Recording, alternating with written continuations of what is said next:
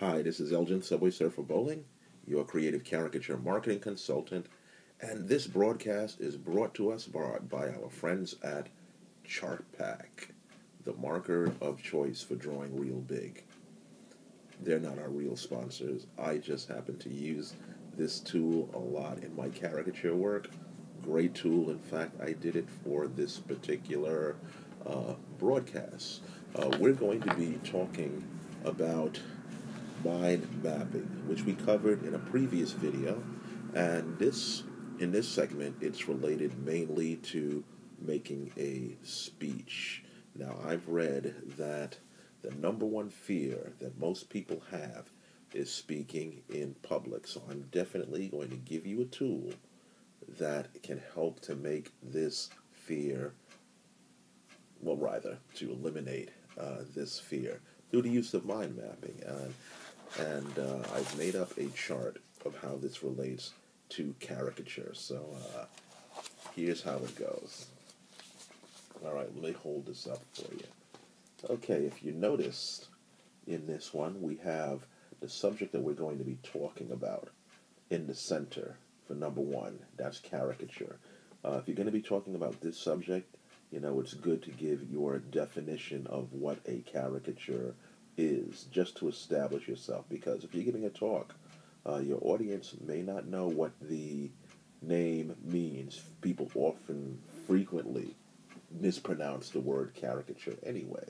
Okay, so once you've established that, we go to our second point, history. Now, the reason why it's always good to give a history of what you're talking about, is that I feel it establishes you. It establishes what you're talking about as something important. In regards to caricature, most people have preconceived ideas when this thing started. They think, well, I see you guys on 42nd Street, I see you at parties, so it's just this fun thing, it's just big noses at a party, ha ha ha, But by talking about the history, you can establish with your audience that no, this thing has its roots in political journalism. Here would be a good place if you see if you can see in the bubbles that you cite two references. The references that I've cited. Number one is French caricature artist Honoré Daumier. Was born 1808 to 1879. He's considered the father of French political caricature, and his targets were the aristocracy of his day, the ruling class. I guess you would say that would be the yuppies of his day. Going down a little bit, we see Thomas Nast, the famous American caricaturist. He's considered the father of American political caricature, and he was born 1840, died in 1902. Both of these men were heavily involved in journalism and political caricature and drew for their local papers. Now, a fun fact, that you can drop about Thomas Nast is that we see his caricatures on a daily basis, as he is the creator of the Democratic donkey and the GOP symbol of the elephant in political caricature, and also he is the artist responsible for the rendition of Santa Claus that we see every year on Christmas. Okay, so by talking about the history, it establishes your subject as important. Now we go down to the bottom, point 3, where we talk about types of caricature, where I've identified 4 major types. We got the party caricature. Number 2, we have the cartoony. Number 3, we have the exaggerated. And number 4, we have the abstract. This is a good place also, if you have time, to talk about famous artists that are associated with each particular style of caricature, and maybe give examples of their work.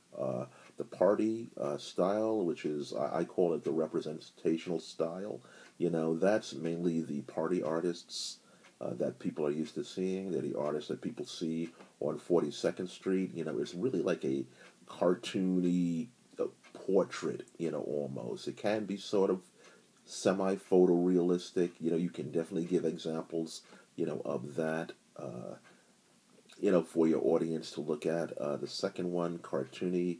One artist that came to my mind was Steve Silver, who's famous for that type of work. For exaggerated, you can see that my choice was Sebastian Kruger, who is very prominent in drawing that exaggerated style, as is artists Joe Blum draws in that exaggerated style, Roger Hurtado, and also Glenn Ferguson. Um, Number four is abstract.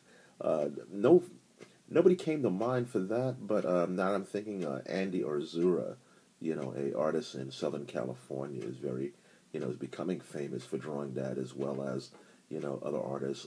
Eric Goodwin is one that I can think of also, and Chris Chua, so, these are good places. If as you can see, you have your little bubbles there, and underneath that, you have these branches that can kind of branch out.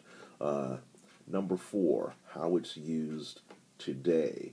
This is a good place to start talking about what you do as an artist, whether you're, party, cartoony, exaggerated, or abstract, and just to tell the audience, this is what I do, this is what I use it for, whether it's political, party, or whatever.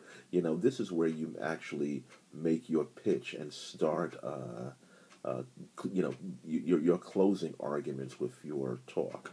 The reason why the mind map is so good a tool, is that you automatically know on it where you're going to go at each step. It kind of gives you a loose road map, a guide of what you're going to talk about next.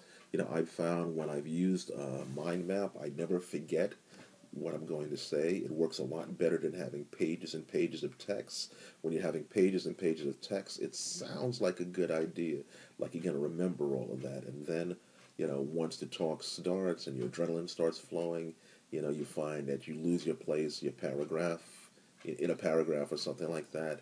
You'll never, ever do this by making a mind map. And like I said, this is a very simple way, if you're doing a talk on caricature, and you definitely, this will happen in your career if you stay around this business long enough. Somebody's going to ask you to do a lecture, and this is a good starting point. Now I know that some of you are going to steal this and use it for yourself, but that's quite all right, because I'm committed to giving you tools to help you in your business, and maybe this is something that can help you. Let me know. This is Elgin, Subway Surfer Bowling, your creative caricature marketing consultant, and thanks for watching.